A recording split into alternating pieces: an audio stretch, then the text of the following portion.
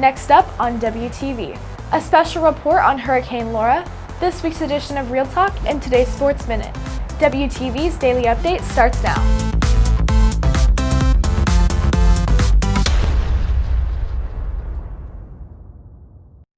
Hey there, Red Hawk Nation. Today is Thursday, August 27th, and I'm Alyssa Murphy with today's daily update brought to you by Wingspan TV. Hurricane Laura isn't supposed to have much of a direct impact on the Frisco area, except for maybe some rain. However, for at least one family, Hurricane Laura meant a somewhat unexpected visit from family.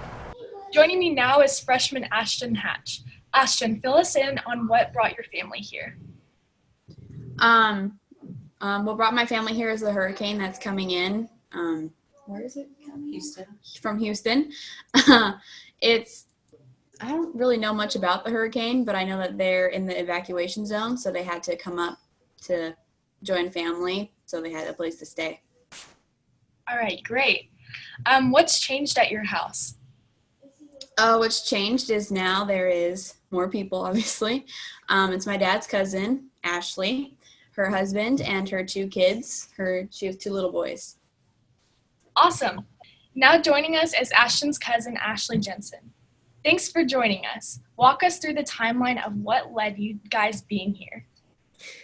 Well, so kind of last week, I wasn't we of course knew something was coming, but it was just a tropical storm. And so we kind of were like, we're going to just stay. It's fine. We'll be all right. And then, so Monday, I have another cousin that lives in Houston where we kind of are as well. And he called me and was like, are you guys leaving? Because we are, and you should. And I was like, well, wait a second, maybe I ought to, because I'm originally from Southern California, so I've never been through a hurricane ever. My husband is from Virginia Beach, and so he's been through them before, but never has evacuated. So I started to kind of freak out when my cousin said that, and I was like, well, maybe we need to go. But then my husband, who's been through some before, was like, well, we never evacuated, so why, we don't really need to. But then Tuesday morning, I woke up, my kids started in-person school on Monday, and we were on our way over to school, and they called and said, well, we're shutting down because Galveston Island was being evacuated, and their school is in the city that's like pretty much right on the water. And so we're not technically in Houston. We're like in the second evacuating. And whenever I do this, like they have like certain numbers that go, one needs to be evacuated, then two, then three. Mm-hmm. So we're right next to that. So then I just kind of decided, you know what, if the kids don't have school, then, we have family up here. Maybe I can see, if we can hang out for a few days. I was kind of planning on going to a hotel, but then my van broke down. So, and they offered for us to stay here. They were, of course, really hospitable. So we didn't have to go and be in a hotel. Nice. All right. What kind of things did you do at home before you left? Well, me, I've never been through one, so I kind of just looked at some things. I moved whatever I could up to higher ground, just in case. Mm-hmm. For the past while, I've been purchasing food and water bottles. My van, which is in the shop right now, is filled with water bottles. So I've been getting that, and perishable, canned food, things like that, in case when we get back, if there's no electricity, can we eat SpaghettiOs out of a can? That type thing. Yeah. And I guess my husband, I think he made sure no cords were hanging, and he unplugged, and moved stuff up. I guess you can turn off the power, but if I wouldn't want all my food to go bad. If it doesn't get up to where we live, then I don't know, but we'll see what happens. All right. Thank you so much for taking time to interview. All right. Well, thank you. Thank you, guys. Good luck. In other news, Starting this year, students were given the option to take the PAL Student Ambassador course as a class. What it is so students at like a high school campus will go to, in a normal year, they would go to in person to visit middle schools and elementary schools. And they would be paired up with students who just kind of need some extra help, whether that's in the classroom or just their overall well-being. And our students just kind of help them out and just talk to them, play games, help them with classwork if they need it, and all around just be a buddy for 20, 30 minutes. My name's Anaya, and I'm a senior at Liberty High School.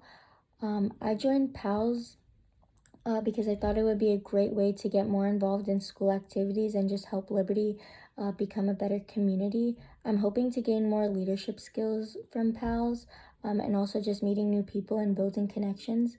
This year, I really hope PALS is able to be there for new students and incoming freshmen. I moved here from New Jersey my freshman year of high school, and I know how hard it is to come to a new school and not know what to expect. So I hope PALS is able to create a really strong connection with new students.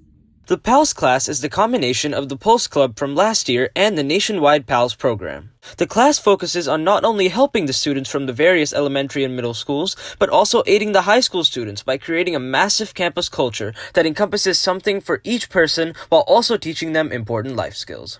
It's something that we're trying to get kids excited to come to Liberty, hopefully excited to maybe be a pal and be a mentor to someone else who needs help down the line. And it's a great way for our students to work on just like their leadership, their mentorship skills. So it's a really cool program. It's been really successful in helping identify students who need that extra help and then providing that help through our students. The kids we have in our class this year are amazing role models. They're amazing students. They already are hard at work working on getting kind of the name, the Frisco Liberty PALS program out there. We're working on an Instagram page, so be looking out for that, and be looking out for just if you have a question in one of your classes or about a teacher or anything, our PALS would love to help out with that. Reporting for WTV, this is Zayn Ramani.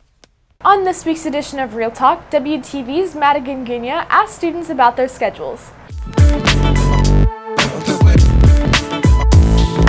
Hey Redhawks, it's WTV's Madigan Gunya with this week's edition of Real Talk. This week we're going to be asking students their thoughts on the school schedule.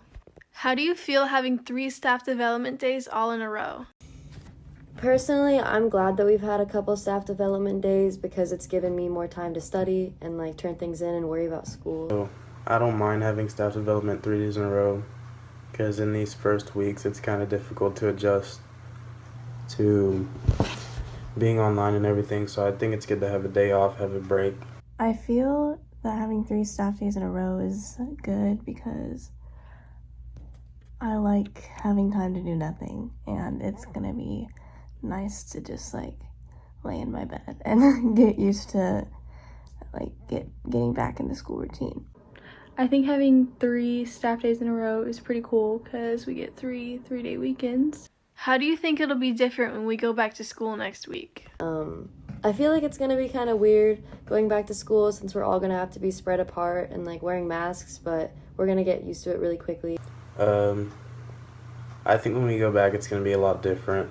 We're gonna have to stay away from everyone, and everything in the class is gonna work a lot different than it used to.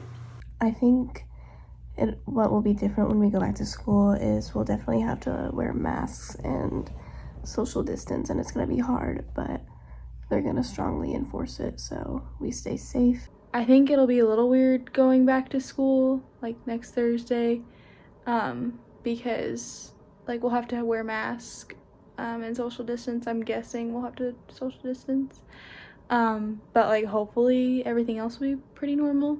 How do you feel about only going back to school for 1 day next week? I feel like it's going to be fine that we're going back for 1 day because it gives us 1 day to trial run it and see how it's going to go, and then we're just going to go back after that, so it'll be fine. In terms of only going back for a day next week, I think that it's good just to see how everything's going to work out, and just to get acclimated to what school's going to be like for possibly the rest of the year, rest of the semester. I feel like going back for a day next week is still gonna get us in the mood for school and give us an idea how things are gonna be. I think it's a little weird that we're only going back for a day and then we have a 4-day weekend. But I mean, whatever the school has to do, because I'm kind of glad we're going back. Like, I want to go back in person. What are your plans for Labor Day weekend? And over Labor Day weekend, my cousin is coming in from her college, so I'm just going to spend that with her. For Labor Day weekend, I'm just going to sit at home and work. My Labor Day weekend plans are just to lay in my bed and watch Netflix. For Labor Day weekend, I'm doing nothing. Chilling at my house and just hanging with friends. Reporting for WTV, this is Madigan Gunya. WTV's TJ Krylowicz brings you today's Sports Minute. Ticket information about the upcoming 2020 Frisco ISD football season has been released on the Frisco ISD website. Current UIO rules state that schools are allowed to have spectators at games, but only if appropriate social distancing can be maintained. With limited attendance, Frisco ISD will not be selling season tickets this year. Individual game tickets will be released online in the days leading up to kickoff. Priority will be given the families of the football players, cheerleaders, and members of band and drill team. Fans will also be able to watch livestream games on the NFHS network. Reporting for WTV, this is TJ Krylowicz. If you are looking for more from Wingspan, you can follow us at Liberty Wingspan on Twitter, Instagram, and Facebook, or visit our award-winning website, libertywingspan.com. And now for today's announcements. For any announcements, have your club sponsor email libertywingspanstaff@gmail.com. That's it for today's daily update. This is Alyssa Murphy from Wingspan TV.